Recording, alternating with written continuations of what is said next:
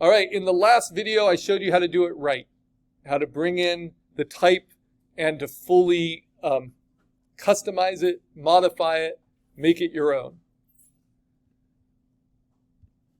I could do that again with this, or I could show you kind of the faster way, right? Because this is not the focal point that the always was. So let me show you a different way. I'm going to just turn off this raster image screenshot, and I'm going to do a screen grab of the full poster design here, getting a little bit of its corners. Remember, that's going to be low resolution.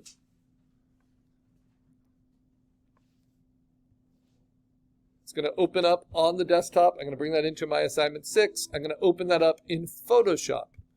What I'm going to do is I'm going to mock up my shapes in Photoshop all with raster, and then bring in the mocked up shapes into Illustrator to image trace. So what do I want? I want to bring in my screen grab of changing, and now I can Command T and do things like warp it, things that don't have the same kind of equivalent ease in Illustrator that they have in Photoshop. I want a high belly. Hit return. I don't want to lose its readability.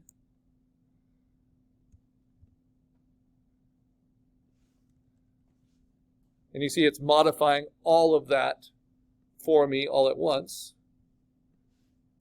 Set it, transform it, warp it again.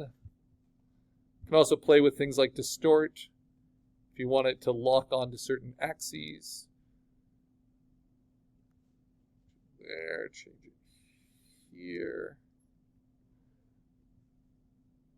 I don't get the same control of the spacing between each letter, but when I turn them into a vector, then I can again. But I'm going more for speed now because this type is secondary.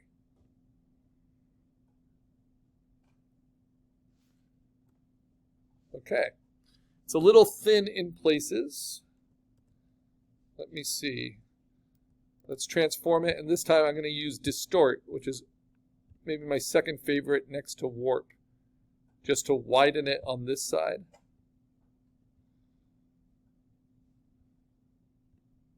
And then I have to straighten it up in the middle.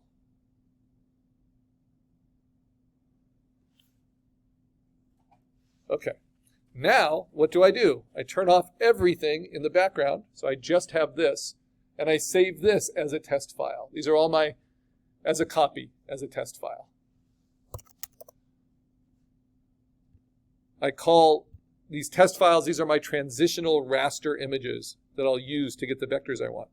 Now I'm going to go back to Illustrator, and I'm going to drag and drop that test file in. Instead of the screen grab right from DeFont, I'm bringing in that modified screen grab, right?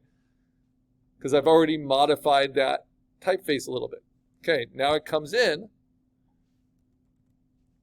and I can play a little bit with its sizing, even though the resolutions and stuff match pretty well, and its placement.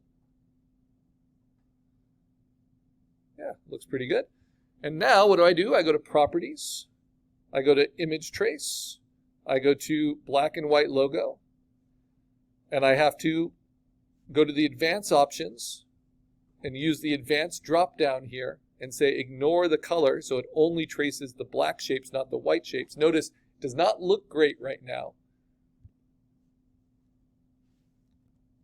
And this is where I get into more of these options, right? So I want it to be more, allow for more sensitivity. So it gets those really thin lines.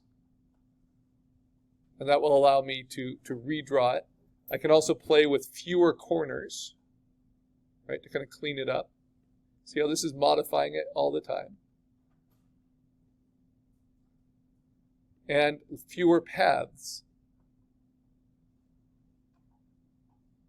And once I'm happy with all of that, I hit expand, and now they are individual vectors that under layers I can select and modify. So I'm going to use the pencil tool again.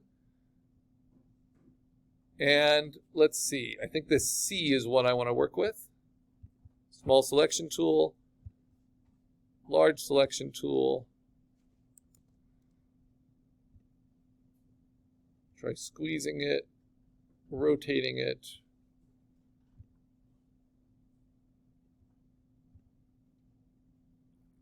Placing it, but then I want to thicken it up in some places. So that's where the pencil tool comes in. So again, you don't have to take any of the defaults.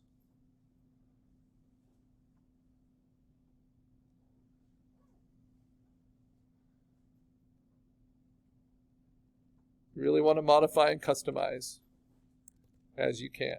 So I think I want to deepen the swell at the bottom. Now remember, this is set to smooth. There we go. Same thing with the H, and on and on. So that is time. This is where we'll pick up next class. And just a reminder, as we're making our vectors here, it's a reminder to finish up your logo black EPS vector from assignment 4 if you haven't, so that you can put it into your Dropbox print ready folder.